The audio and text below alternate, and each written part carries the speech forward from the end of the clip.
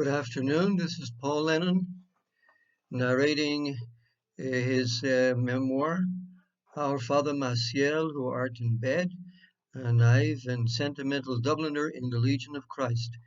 This is tape number 12. We're going to begin actually chapter 7, called Reawakening.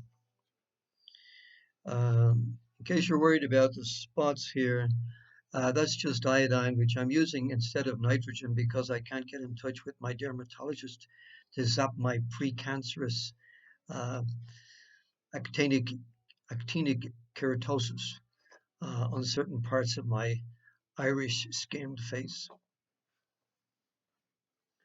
Ordination, we will be talking about today. Ordained in Rome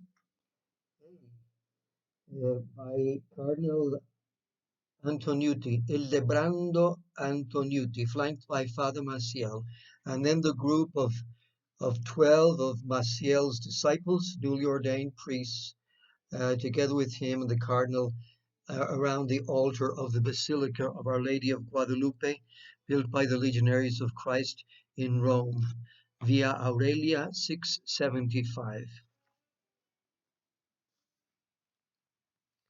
Siddhartha. He looked around him as if seeing the world for the first time. The world was beautiful, strange and mysterious. Here was blue, here was yellow, here was green, sky and river, woods and mountains, all beautiful, all mysterious and enchanting, and in the midst of it, he, Siddhartha, the awakened one, on the way to himself.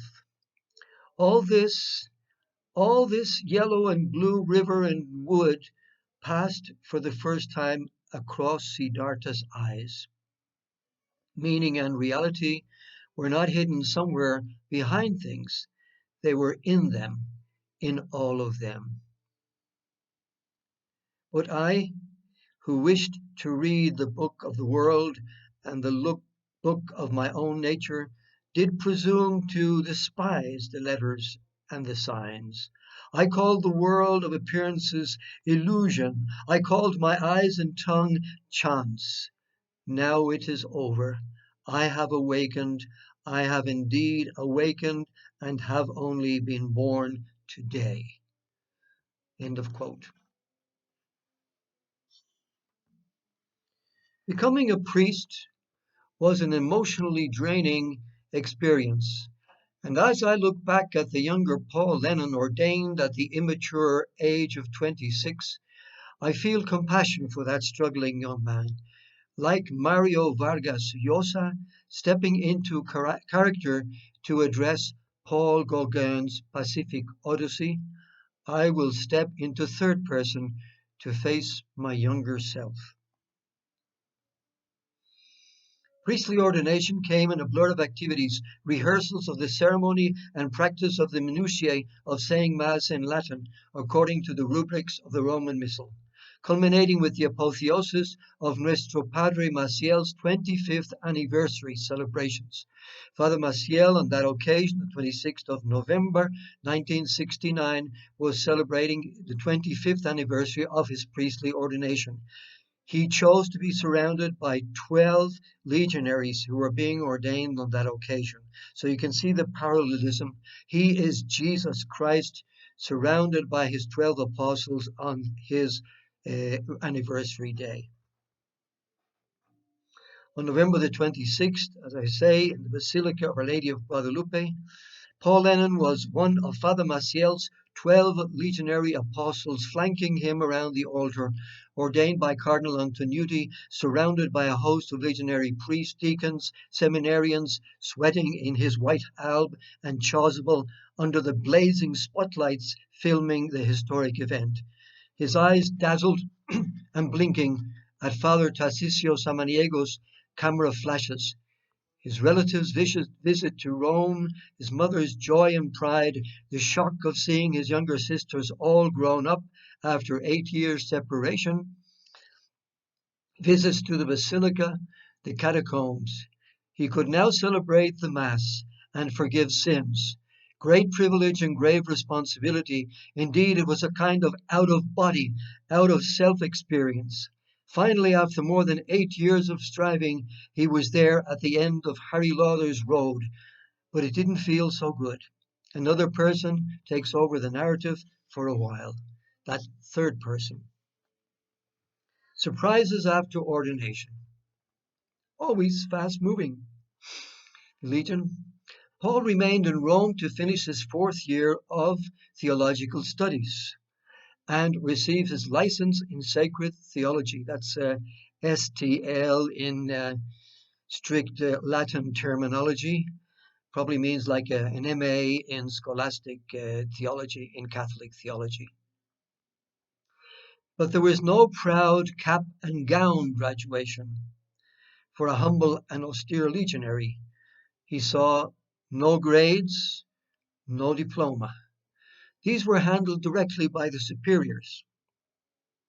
Summer vacations in 1970 were spent with confreres not in sunny, happy-go-lucky Naples, but in austere Salamanca, doing month-long spiritual exercises to prepare for his new life as a priest.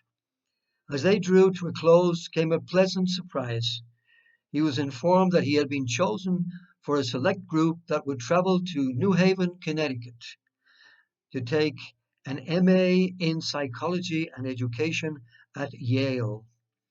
The group would include fellow newly ordained priests Rodolfo Preciado, still a priest in California, John Sherlock, also, Octavio Acevedo, also, Eduardo Lucatero, not sure, and Rosendo Silva, and a few others. While accepting this honor and order, a wish simultaneously worldly and spiritual burst to the surface of his soul to travel to his home country to visit with family members who had not been able to be in Rome for that first Mass. That was a big expense for my family. Probably consumed my parents' savings. Paul's community and house superior and spiritual director, Father Juan Manuel Dueñas, expressed hesitation. It would require special permission for Nuestro Padre Maciel. In reality, Paul would have had difficulty setting up any trip by himself because for the past 9 years he had never had any money, he had never bought anything or made travel arrangements, he had never used a phone. He had always depended on the community administrator for all materials and practical needs, even a bar of soap. In a word, he had little of any contact with the outside world. When he eventually got back to Paul, Father Rector told him that he could spend 20 hours in Ireland on his way to the USA. So he's going from Salamanca to Connecticut. He would cross through Ireland and he was allowed 20 hours. They were being kind of tough on Paul for some reason. Maybe it was his doubting, his questioning, his kind of slow down, not so prompt obedience. So he would have 20 hours in Ireland, making sure not to sleep at his own home, but in the legionary house in Leopardstown. That was another rule. If there was a legion house close to where you lived, your parents lived, then it was preferable that you could spend the night at the seminary, at the Legion house. The brevity of the visit was hard to digest, but legionaries are trained not to complain. Paul, however, could not avoid brooding. One of my more defects, shortcomings. I'm a bit of a brooder. La cavilación in Espanol. Paul was being transferred from Spain to the USA. His parents did not live in either of these countries. Father Dueño was within his right to deny this permission despite the private positive factors in his subjects' favor. Irish born was I, newly ordained, not having shared this great event with all his siblings or extended family, and not having celebrated Mass in his home parish or country. In hindsight, Father Dueñas was right. Strictly speaking, Paul did not qualify for a visit to his family according to then Legion rules. Now, you will be told when you talk to legionaries or inquire that the rules have changed, and now we're more open, we're more flexible, we're more humane. To be seen. Rule, from that time there was a rule which said, priests and religious will be able to visit their parents for 3 days when they are transferred from one country to another. If the parents live in the same country or in the country to which they are transferred. So I don't qualify, strictly speaking. Soon after, Paul found himself between another rock and a hard place when he arrived in the US of A at Villa Rosa, Woodmont, Connecticut. That August, he discovered there was a terminological inexactitude, kind of a little white lie. The university that the LC group was actually going to attend was not prestigious Yale University, but Southern Connecticut State College, a more modest learning center. The Legion had befriended the Dean of Studies at SCSC, a father and very kind,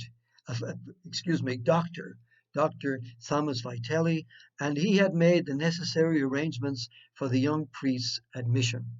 You also have to understand that American standards are different, and Americans have their own system, and they have a hard time recognizing studies done in Europe, or in this case, they were ecclesiastical studies, they were church studies, they were not really civil studies. Soon after, Paul, again, very good. Paul also gradually learned that he would not be studying pure psychology, but rather educational psychology and administration. And his courses would be selected by his superiors, not by him. He wanted more psychology courses. His superiors wanted him to take more administration courses. Bearing his soul to this new budding crisis, he wrote to absent Father Maciel, his spiritual director, and his personal Caesar. He explained some of his heartaches, including the way Father Dueñas has handled the visit home and how he was being blocked by his local superiors.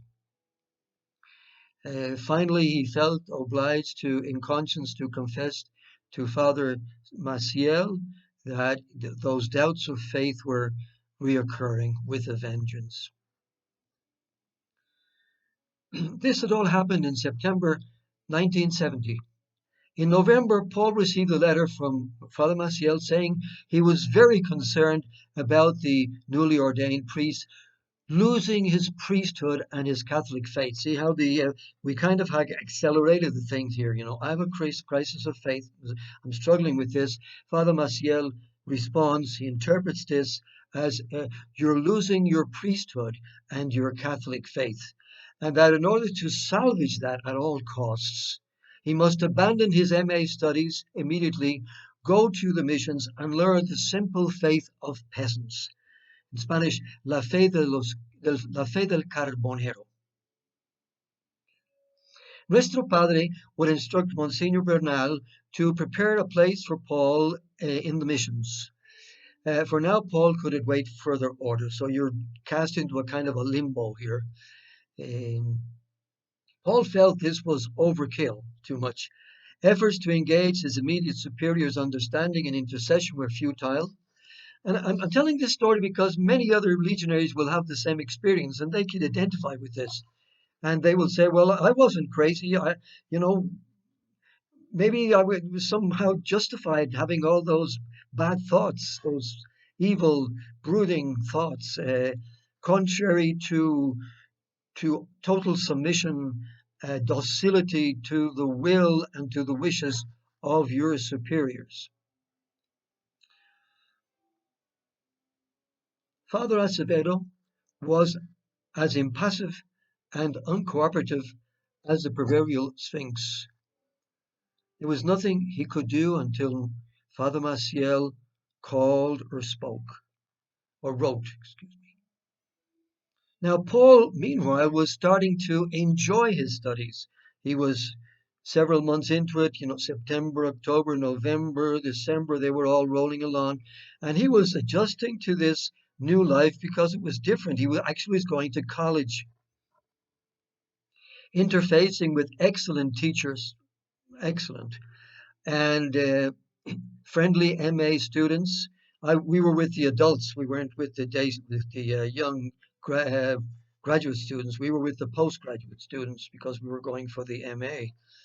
Interfacing with excellent teachers and friendly MA students of both sexes, and very totally respectful, the Americans, men and women. They were extremely discreet. Many, of course, were not Catholics, so they were even more respectful towards us priests. And we were in school. It was also very uncomfortable.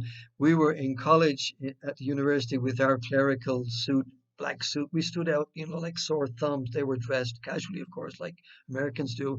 And the eight of us, wherever we were sitting in the class with them, all in our black suits and our high Roman collars,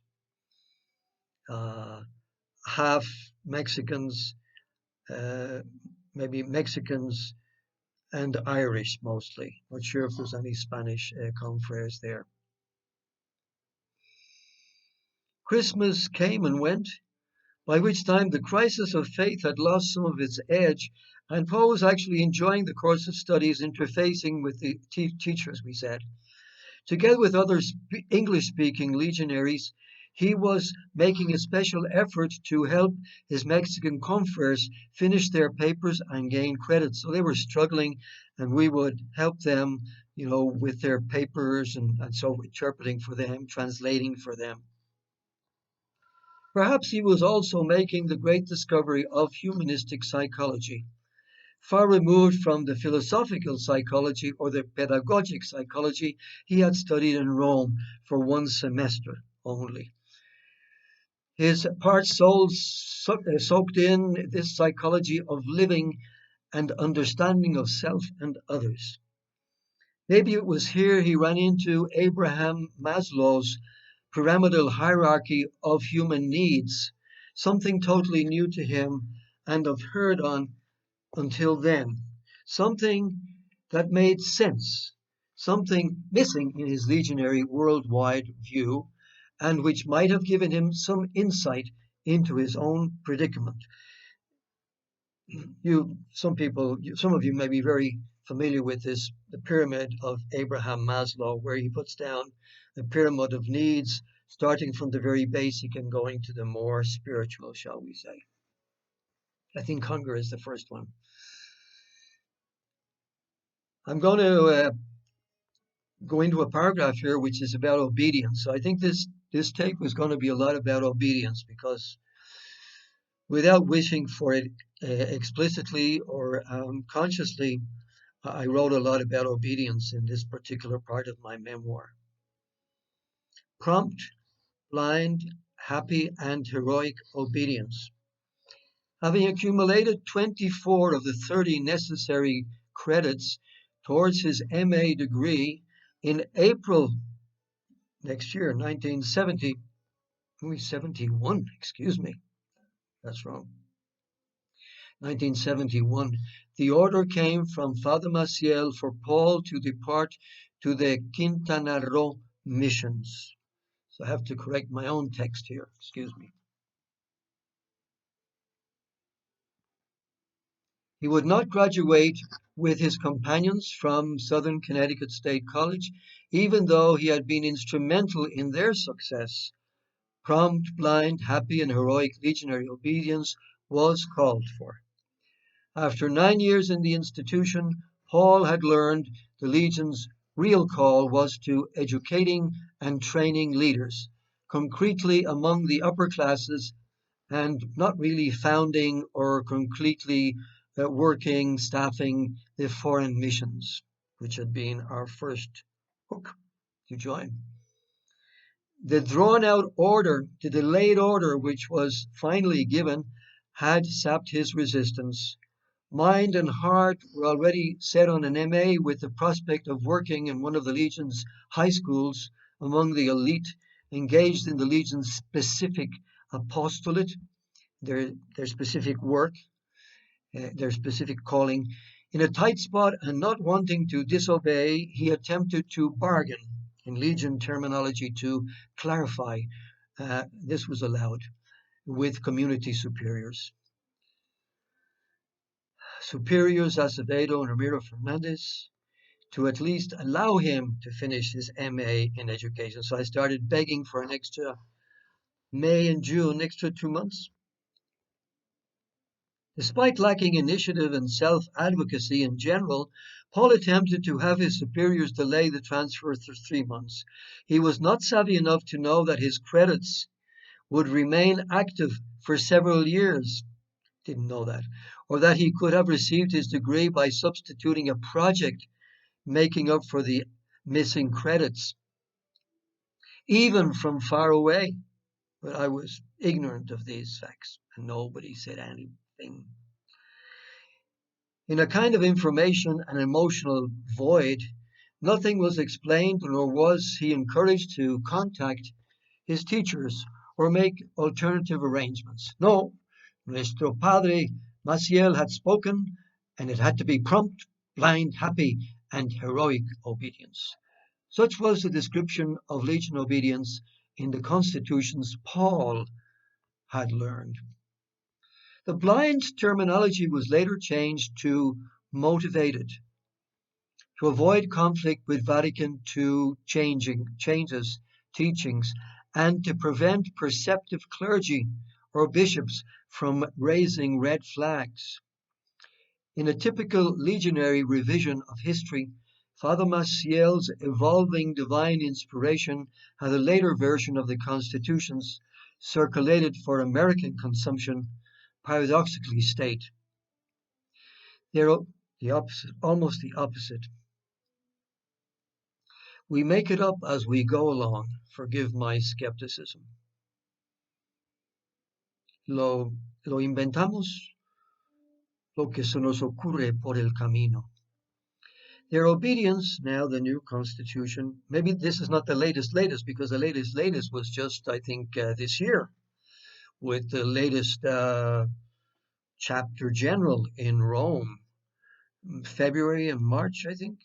Yeah, January, February, March, whatever. Now the middle rule said, their obedience should never be blind.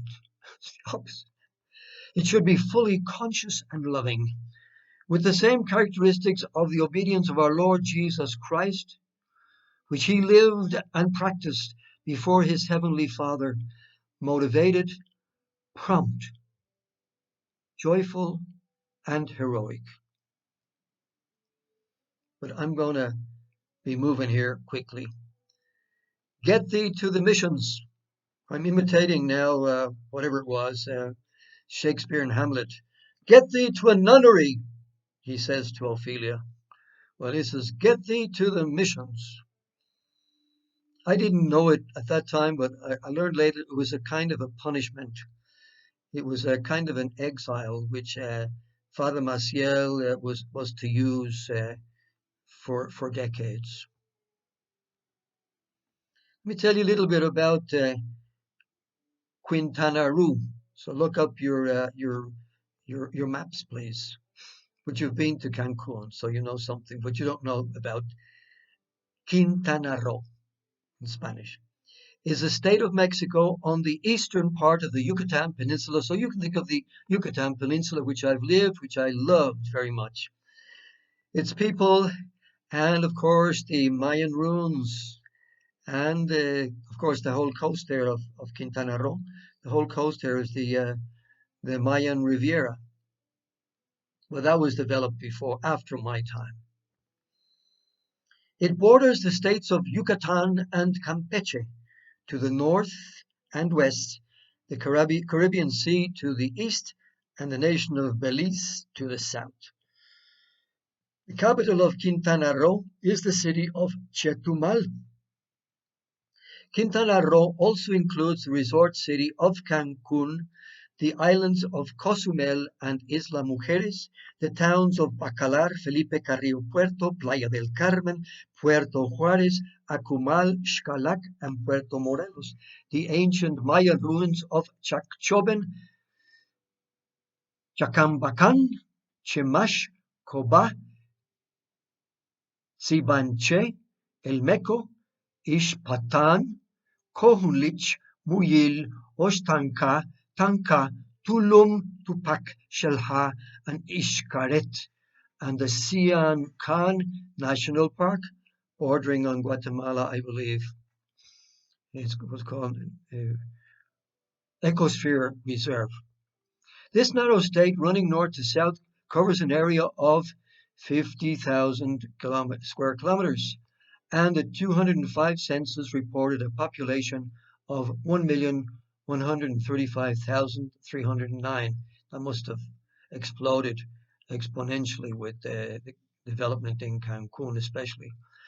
The population is growing rapidly due to the construction of hotels and the demand for workers. Many come from Yucatan, Campeche, Tabasco, and Veracruz. The state, despite its status as a resort area, is also often hit by severe hurricanes due to its exposed location. End of your National Geographic lesson. That part of Mexico was underdeveloped and sparsely populated in the 1960s and was considered a territory by the Mexican government, achieving the status of statehood only in the 1970s. At that time, Quintana Roo was so remote it was still being discovered and explored by archaeologists, European and National Geographic. And it was reflected in a book which we read at that time called The Lost World of Quintana Roo by Maciel, 1963.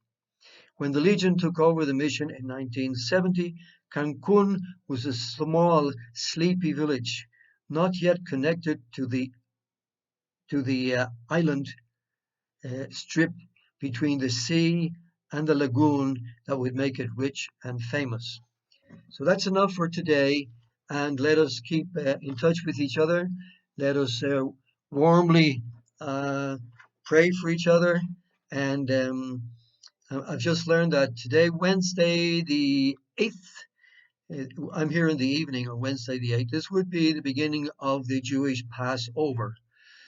So holy days for my Jewish friends, for the Passover, for the Pesach, I think it's called.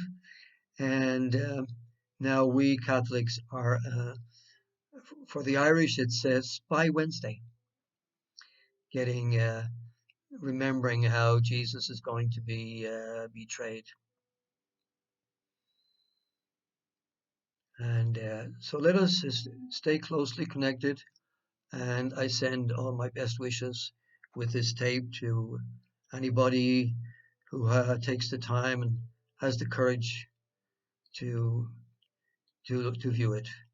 Thank you very much.